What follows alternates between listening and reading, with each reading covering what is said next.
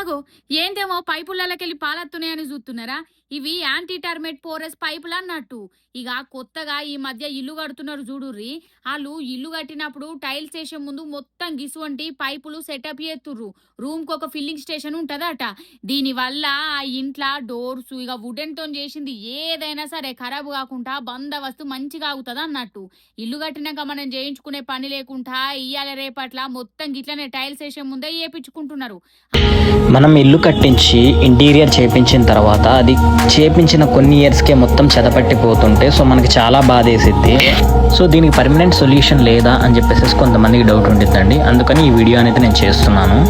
ఈ పెస్ట్ కంట్రోలింగ్కి మనం బేస్ నుంచే దీని ట్రీట్మెంట్ అనేది స్టార్ట్ చేయాలి. ఏదైతే మీరు ఇల్లు కట్టిస్తున్నారో అది ఫ్లోరింగ్ అవ్వక ముందే, అంటే టైల్స్ ఆర్ గ్రానైట్ మార్బుల్ వేయించక ముందే మనం ఈ వర్క్ అనేది చేపించాలి. వన్స్ ఈ పైపింగ్ చేపించిన తర్వాత 2 years ఒకసారి దీంట్లో ఏంటంటే లిక్విడ్ అప్లై చేస్తారు. ఈ పైప్కి సన్న సన్న హోల్స్ ఉండడం వల్ల ఒకటి క్లోజ్ అయితే ఇంకొకటి 1 mm కి 1 mm కి గ్యాప్ లేకుండా కూడా హోల్స్ ఉంటాయి వీటికి. దీన్ని అంత స్పీడ్ గా స్ప్రెడ్ చేస్తే దానికంటే అంత ఎక్కువగా స్ప్రెడ్ అయిపోయింది.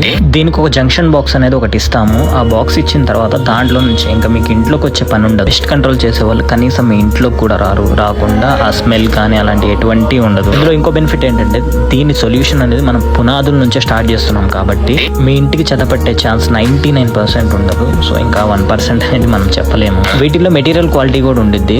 మనం చేపించేది ఒక్కసారే చేపిస్తున్నాం కాబట్టి దీనికి వేసే పైప్ అనేది హెవీ అండ్ స్ట్రాంగ్ చేపిస్తే ఇంకా ఫ్యూచర్లో మీకు ఎటువంటి పని ఉండదు.